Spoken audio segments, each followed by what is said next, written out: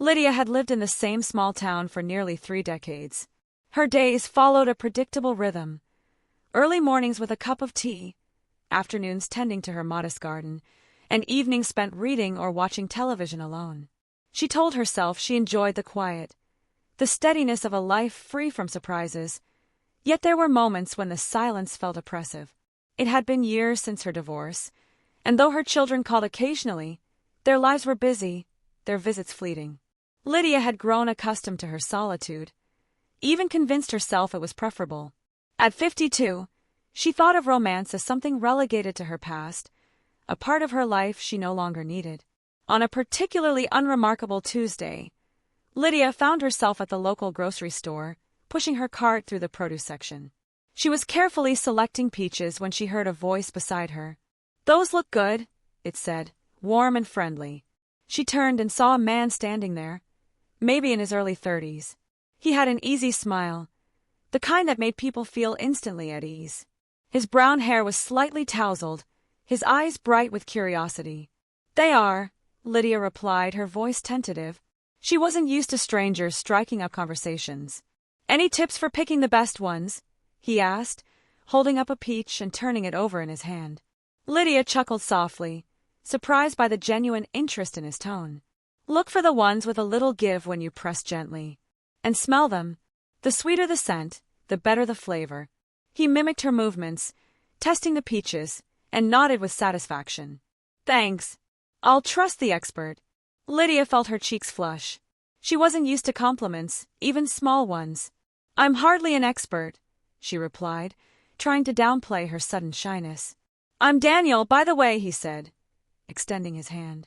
"Lydia," she said, shaking it. His grip was firm, his smile genuine.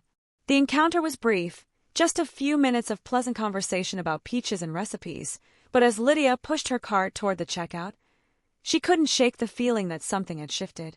For the first time in a long while, her routine didn't feel quite so dull. As she loaded her groceries into the car, she realized she was smiling. It was a small moment, a tiny spark in the monotony of her day, but it lingered, warming her in a way she hadn't expected. And as she drove home, Lydia found herself thinking about Daniel's smile, about the way he'd looked at her as if she were someone worth noticing. The following week, Lydia returned to the same grocery store at the same time, something she realized later was not entirely accidental. She told herself it was a coincidence, but deep down, a part of her hoped to see him again. And as fate would have it, there he was, standing in the bakery section, studying a loaf of sourdough with the same intense focus he'd applied to peaches. "Is that your signature bread?" she asked playfully, surprising even herself with her boldness. Daniel looked up, his face lighting up in recognition. "Lydia, the peach connoisseur. I didn't expect to see you here." They fell into an easy conversation, talking about bread preferences and cooking mishaps. By the time they reached the checkout line, they were laughing like old friends. Daniel asked if she liked coffee, and before she fully understood what was happening, they were seated at a nearby cafe, steaming mugs between them. Daniel talked about his job at a local design firm, his love for art and photography, and his tendency to get lost in projects that left him forgetting to eat. Lydia shared stories about her garden, her children, and her long-abandoned dream of writing. "You should pick it up again," Daniel said, his expression sincere. "The way you describe things, your garden, your recipes, it's vivid. You have a gift." His words struck something deep inside her. She hadn't felt seen in this way for years, and it stirred a mix of emotions: gratitude, surprise, and something she couldn't quite name. Their conversations became a regular part of her week. They exchanged numbers, texting occasionally about recipes or movies. Daniel even dropped by her garden once, curious about the flowers she'd mentioned. His enthusiasm was infectious as he knelt to examine the lavender bushes and the roses she had so lovingly tended. "You've created something magical here," he said, looking around. His words filled her with a quiet pride she hadn't felt in years. With Daniel, she found herself smiling more, looking forward to their next meeting, savoring the moments of lightness he brought into her life. What surprised her most wasn't just his kindness or the ease of their connection. It was how natural it all felt. Their friendship unfolded effortlessly, as if it had been waiting for the right moment to begin. But late at night, when the house was quiet, Lydia would sit alone in her living room and wonder why this budding friendship with a younger man made her heart race in a way she hadn't felt since her youth. She dismissed it as the joy of companionship, something she hadn't experienced in so long. Still, Daniel had awakened something inside her. What that something was, Lydia wasn't ready to admit, not yet. It was during one of their cafe meetings, on a drizzly Wednesday afternoon, that Lydia felt the first stirrings of something deeper. Daniel had arrived with a sketchbook, eager to show her some of his designs. His energy was infectious as he flipped through pages filled with intricate drawings, explaining the stories behind each piece. "This one's my favorite," he said, pointing to a sketch of a towering oak tree surrounded by wildflowers. "It reminds me of resilience, how life finds a way to grow, even in unexpected places." Lydia's gaze lingered on the drawing, but her mind was elsewhere. It was in the curve of his smile, the warmth in his eyes as he shared something so personal. She felt a strange pang in her chest, a mixture of admiration and longing she hadn't expected. "It's beautiful," she said, her voice softer than she intended. He looked at her, his expression unreadable for a moment, before he smiled again. "Thanks. It means a lot coming from you." The rest of the afternoon passed in easy conversation, but Lydia couldn't shake the feeling that something had shifted. As they parted ways, Daniel hugged her, a simple, friendly gesture. Yet, as his arms wrapped around her, Lydia felt a warmth that lingered long after he'd walked away. That night, as she sat in her quiet home, the realization hit her like a wave. She wasn't just fond of Daniel. She was drawn to him in a way she hadn't felt in decades. It wasn't just admiration or friendship, it was deeper, more complicated. Her heart raced at the thought, but it was quickly followed by a flood of doubt. "This is ridiculous," she told herself. "I'm old enough to be his mother. What would he think if he knew?" She paced the living room, grappling with her feelings. This wasn't supposed to happen. She'd made peace with her solitude, accepted that love was something for other people, not her. And yet, here she was, her heart fluttering like a teenager's at the thought of a man half her age. But it wasn't just his youth that scared her. It was the vulnerability, the fear of rejection, and the judgment she knew the world would cast upon her if anyone knew. Still, as she tried to push the feelings aside, they refused to be ignored. Every time she thought of his laughter, his kindness, or the way he looked at her as if she were the most interesting person in the room, her heart betrayed her resolve. For the first time in years, Lydia felt alive in a way she hadn't thought possible. And that terrified her. Lydia couldn't escape her thoughts. They followed her everywhere, while tending to her garden, sipping her morning tea, even during her favorite evening shows. Daniel's smile, his voice, the way he listened so intently, it was all-consuming. Yet alongside the thrill of these emotions was an equally powerful wave of doubt. "What am I doing?" she thought. "He's young, vibrant, and full of possibilities. What could he possibly see in me beyond friendship?" Society had taught her to be wary of such feelings. The age difference felt like an unspoken rule she was breaking, a transgression that would invite whispers and disapproval if others knew. But it wasn't just society's judgment she feared, it was her own. One evening, sitting in her dimly lit living room, Lydia decided to confide in her journal. She hadn't written in years, but the familiar scratch of pen against paper felt like a relief. "Why does my heart race when I think of him?" she wrote. "It's absurd, isn't it? He's kind and charming, but surely he doesn't see me that way. And yet he looks at me as if I matter, as if I'm more than just a woman defined by her years." Her hand trembled as she wrote the next line. "For the first time in so long, I feel alive. Is it wrong to want more than the life I've resigned myself to?" The days that followed were a whirlwind of emotions. Seeing Daniel always filled her with a joy she couldn't contain, but afterward, she'd retreat into herself, questioning her every interaction. Was she reading too much into his kind words? Was her heart betraying her reason? One morning, while pruning her roses, Lydia heard her phone buzz. It was a text from Daniel. "Daniel, morning. Hope I'm not interrupting, but I found a great recipe for peach cobbler. Made me think of you. Let me know if you want it." She couldn't help but smile. His small gestures were always so thoughtful, so genuine. "Lydia, I'd love that." "Thank you." "Daniel, great. I'll bring it by later this week. Maybe we can bake it together." Her breath caught. Baking together, Something so simple, yet it felt monumental. As much as she wanted to say yes, fear crept in. What if being close to him only deepened her feelings? What if he noticed the way she looked at him? Still, she found herself typing. Lydia, that sounds wonderful. Let me know when you're free. After sending the message, Lydia sat down on the garden bench, her hands trembling. She wanted this connection, this spark he brought into her life, but she wasn't sure if she was brave enough to face where it might lead. She closed her eyes and let the late morning sun warm her face. The conflict inside her was exhausting. Yet beneath it all was a glimmer of hope, a small, defiant whisper reminding her that love, in all its forms, was worth the risk. The week leading up to Daniel's visit was filled with a mixture of anticipation and unease. Lydia found herself oscillating between excitement and dread. She had cleaned the kitchen twice, rearranged the living room, and even bought fresh flowers for the dining table, a gesture she convinced herself was simply for aesthetics, though her heart said otherwise. As the day approached, doubts crept in like shadows. What am I doing? What if I'm misreading everything? She tried to rationalize the situation. They were friends, nothing more. He'd never shown any indication of wanting more, had he? Still, the thought of spending an afternoon with him, sharing laughter and something as simple as baking, filled her with a quiet joy. It wasn't just about the cobbler, it was about him, about the way he made her feel like she mattered, like her stories and thoughts were worth hearing. The morning of his visit, Lydia stood in front of her wardrobe, agonizing over what to wear. She settled on a soft blue sweater and jeans, casual but presentable.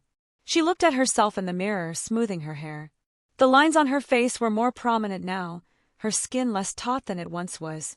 She thought of Daniel's youthful energy and wondered, will he notice how much older I look? The doorbell rang, interrupting her spiraling thoughts. Taking a deep breath, Lydia walked to the door, her heart pounding in her chest. Daniel stood there with a warm smile, holding a small bag of ingredients. Ready to make some magic in the kitchen, he said cheerfully. She laughed, her nerves easing slightly. Come in. Let's see if this cobbler lives up to your hype. They moved easily around the kitchen, Daniel reading out the recipe while Lydia measured and mixed. Flour dusted their hands, and laughter filled the room as Daniel playfully criticized her overzealous use of cinnamon. It's the secret to a perfect cobbler, Lydia argued, mock defensive. And here I thought the secret ingredient was love, Daniel quipped, grinning. The words hung in the air for a moment longer than necessary. Lydia looked at him, her cheeks flushing, but Daniel's expression was open, teasing, as if he hadn't noticed the weight of his own words. As they waited for the cobbler to bake, they moved to the living room, sipping tea. Daniel leaned back on the couch, looking completely at ease, while Lydia sat on the edge of her chair, trying to mask her nerves. This place feels so you, Daniel said, gesturing around. Warm, inviting, thoughtful. It's like being in your garden but indoors. The sincerity in his voice caught her off guard. She looked away, pretending to adjust a throw pillow, unsure how to respond. It's just a house, she said finally. No, he replied softly, it's more than that. You've made it a home. The intensity in his gaze made her heart stutter. For a moment, she wondered if he saw her. Not just the woman who baked and gardened, but all of her, including the parts she'd carefully hidden away. The timer buzzed, breaking the moment, and Lydia quickly rose, grateful for the excuse to collect herself. As she pulled the cobbler from the oven, she couldn't help but wonder, was it possible he felt the same spark she did? Or was she simply imagining what she wanted to see? For the first time, she allowed herself to hope, just a little, that this might be more than she dared to dream. The days that followed were a blur of quiet moments and gentle realizations. Lydia found herself floating between moments of joy and deep introspection, reflecting on what the kiss with Daniel had meant, and what it might lead to. The feelings she had suppressed for so long, the ones she hadn't even dared to acknowledge, now felt undeniable. She had never expected to find herself in this place, her heart torn between desire and uncertainty. He's so much younger than I am, she thought. How can this be real? Yet, every time she saw him, every word they shared, it felt more and more like a reality she had been waiting for without even knowing it. Lydia had always been cautious, careful to protect her heart from the risks of love. She had lived most of her life within the confines of what was considered acceptable. But Daniel had unraveled those boundaries, forcing her to see that love wasn't something defined by age or convention. Love, she realized, was something far deeper. It was about connection, understanding, and the ability to see each other in a way that went beyond physical appearances or societal expectations. She thought about the years she had spent alone, the silence that had settled around her like a thick fog. She had convinced herself that she was too old for love, that her time had passed. But now, sitting in her favorite chair by the window with a cup of tea in hand, she wondered why she had ever believed that. Daniel had shown her that age was nothing but a number, that love could be born at any time, in any season of life.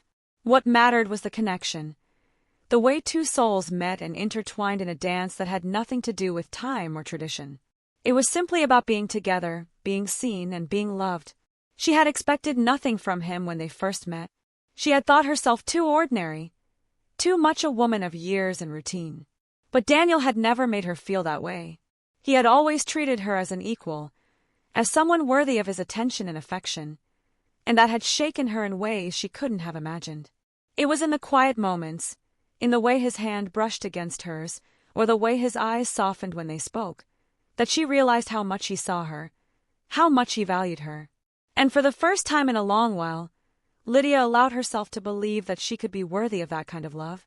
But there was still fear of what others might think, fear of what they might say. What if this is just a fleeting feeling for him? What if he grows tired of me? These thoughts echoed in the back of her mind, and she couldn't shake them completely. Yet, as she sat with her thoughts, Lydia realized that the fear wasn't enough to hold her back. It was love, raw, real, and unspoken, that had drawn her in, and it was that love that gave her the courage to face whatever might come next. She had spent years running from this kind of vulnerability, this kind of connection. But now, as she looked out the window at the garden she had so carefully cultivated, she knew that she had finally found the courage to bloom again. And no matter what society or her doubts whispered, she would no longer deny herself the possibility of love at this stage in her life. In that moment, Lydia realized that age was nothing to fear. Love, in all its forms, could arrive at any time in any way. And when it did, it was worth every risk, every leap of faith. It was a Saturday afternoon, and Lydia found herself sitting at the small table by the window in the cafe where she and Daniel had met for the first time. The same place, the same corner. The world around her seemed to buzz with the ordinary rhythm of life, but Lydia felt different now, changed in ways she still didn't entirely understand. She stirred her coffee slowly, watching the steam rise in delicate spirals. Her mind wandered to the journey she had embarked on since that first encounter at the grocery store, to the hesitant smiles, the laughter that had filled her home, and the kiss that had shifted the very foundation of her reality. What she had learned over the past months was simple, yet profound. Love could be found at any age, at any time. It didn't need to be justified, explained, or defended. Love didn't care about the number of years you had behind you or ahead of you. It was something that lived in moments, in shared experiences, in the small gestures that meant everything. Lydia felt a quiet peace settle over her as she thought about Daniel. Their relationship had grown in ways she hadn't imagined. There was still the occasional doubt, the lingering fear of judgment, but those fears were quieter now. They no longer held the same power over her. It was as if, with every passing day, she had learned to embrace the love she had found, not just with Daniel but with herself.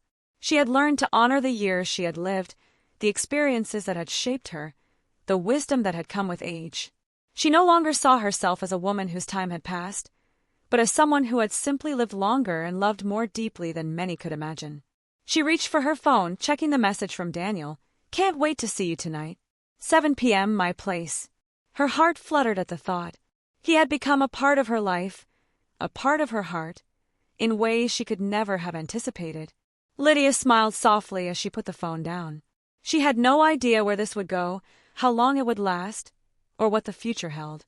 But she knew one thing for sure: love, in all its forms, was worth the risk. So many had told her that love was for the young, for the naive, for those who had yet to understand the weight of time. But they were wrong. Love didn't fade with age. It simply evolved, deepened, and became more real. In that moment, Lydia realized that this chapter of her life, this unexpected, beautiful, and exhilarating love story, was just the beginning. She had the rest of her life ahead of her, and for the first time, she felt truly free to embrace it, to live it fully, and to love without fear. Love, she knew now, had no expiration date. It didn't matter how old you were or how many years you had left. What mattered was the courage to open your heart, to risk it all, and to allow yourself to experience the joy of truly being loved. And so, as the sun began to set, casting a warm golden light over the cafe, Lydia felt a deep sense of peace. No longer bound by the expectations of age, she was ready to live her life to its fullest, with love as her guide.